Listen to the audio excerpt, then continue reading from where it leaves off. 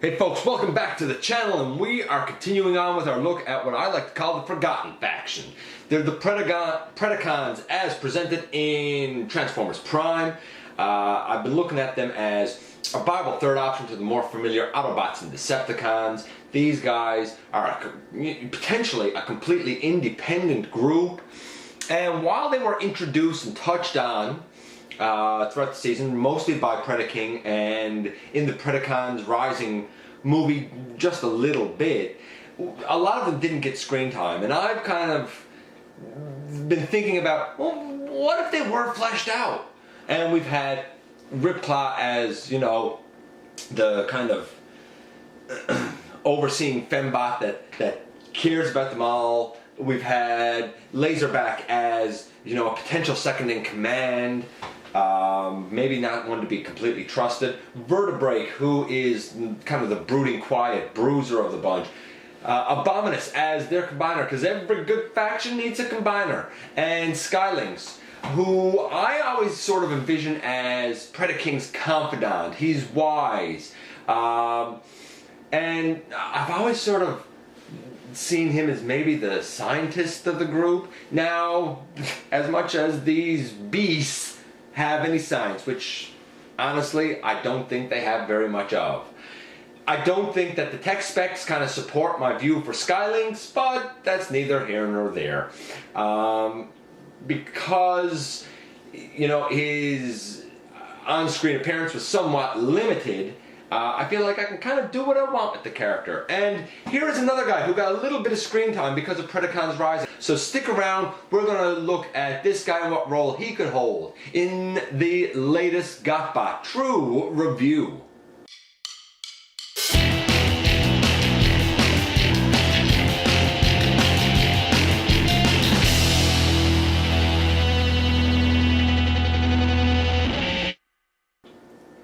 Hey folks, welcome back to the channel. I'm your host, Dennis Moulton, aka GotBot.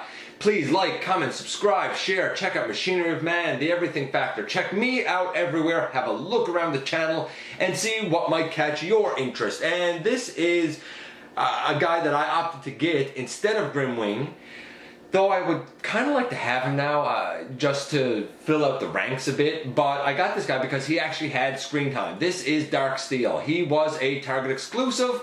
I am glad that I picked him up.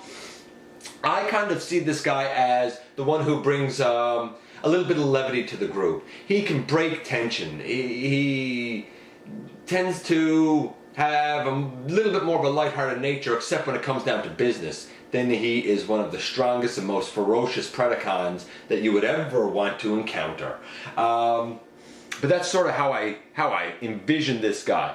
I like the deco here more. I feel like the Cybertronian artifacts, or not artifacts, the writings up on his shoulder and on his wings stand out more than they do on Grimwing, even though on Grimwing I think the wing ones still sort of stand out.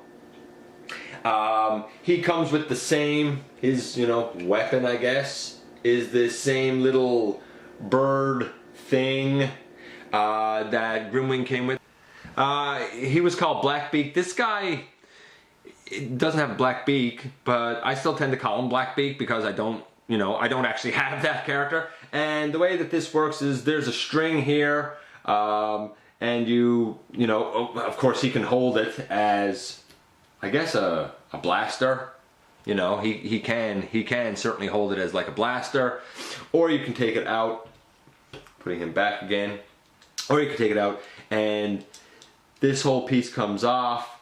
It is really a string that's just wrapped around, and you can take the string and unfurl it, I suppose, and you know, press the friction thing back here, it opens the beak, and then this whole piece comes out like this as like a grabby hook thing.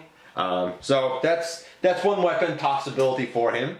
You can also take these things off his shoulders. Now I don't find that they always want to come out the easiest, and you can put that in his hand as, I guess, either a melee weapon or like a throwing sort of weapon.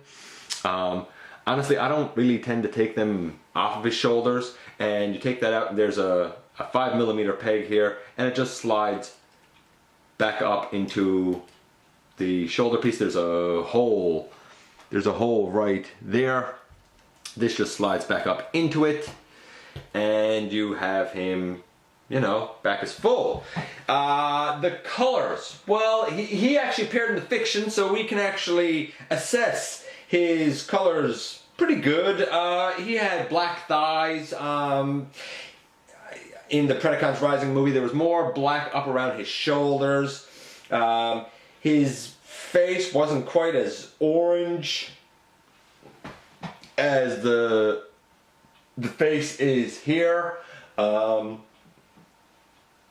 don't know. I would give this guy about a 7 for paint apps. Posability, playability. The wings can move. These pieces on the wings can move.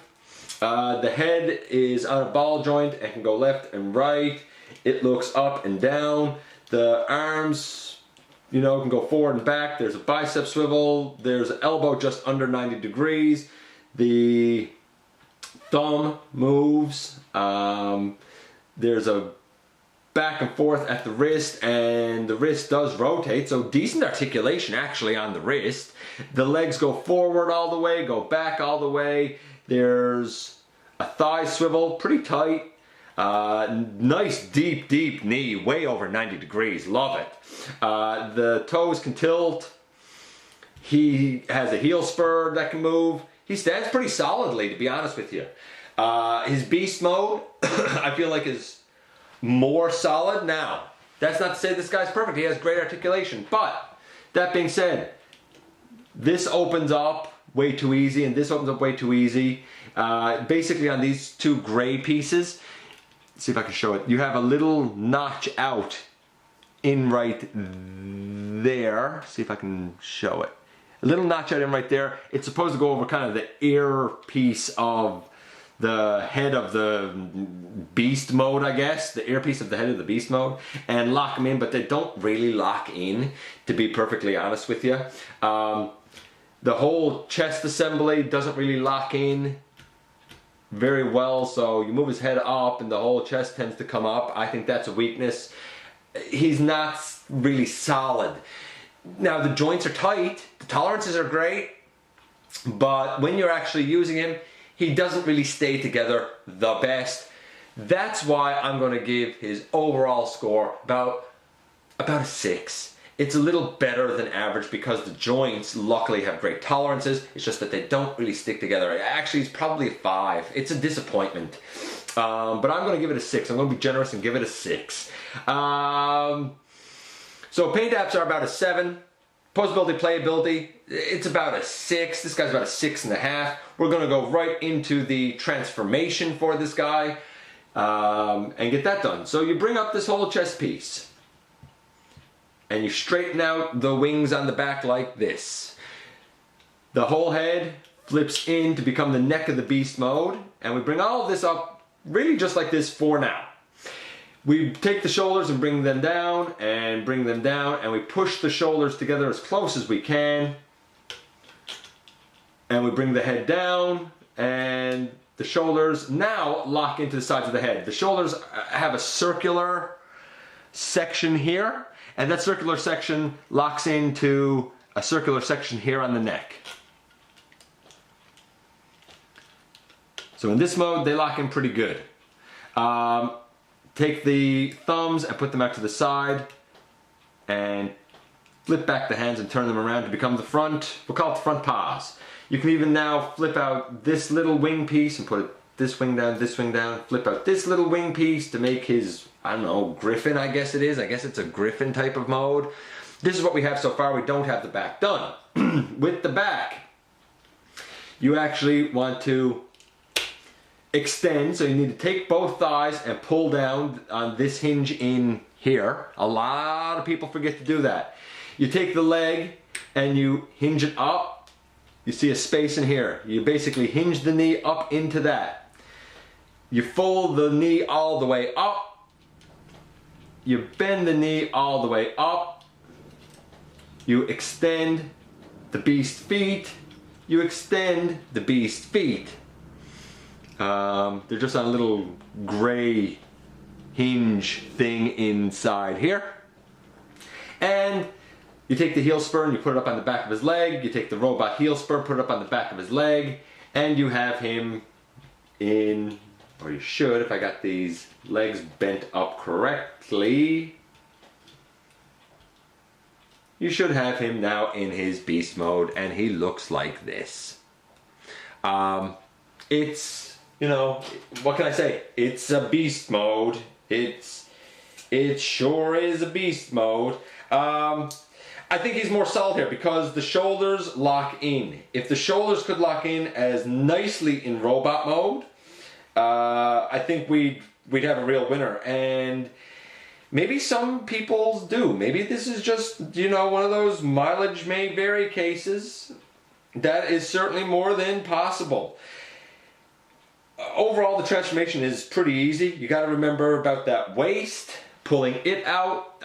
Besides that, it's pretty straightforward. I'm going to give that thing I'll give it an 8.5.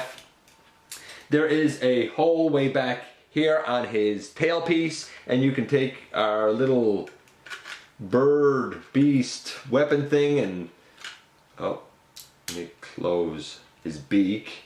Take our bird beast weapon thing and put it in there so it's riding on his back.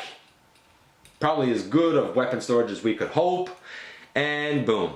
Overall, and he stands really great. Overall, this guy is probably about, because this mode sort of saves him a bit, I would give this guy probably a grand total of about 6.5, 7 if you want to be generous.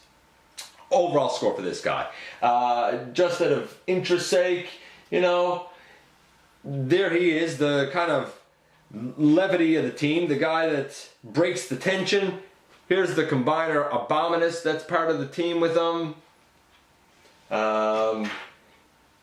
Here's the wise scientist, the confidant of Predacon. Here is the, ooh, they do like to knock into each other. Put him back up.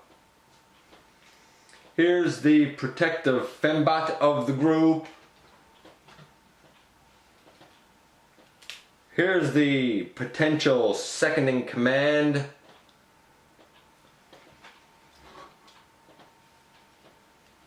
Here's the bruiser. And, of course, here is the backdrop to them all. Where do I want to try and fit this guy in? He is a Voyager, so he is definitely one of the biggest, but here's our forces so far. And you know what? They're a bunch of formidable looking beasts. I thank you for dropping by, giving me some of your valuable time, and as always, I look forward to the next time that you and I get together for another visit right here inside the video.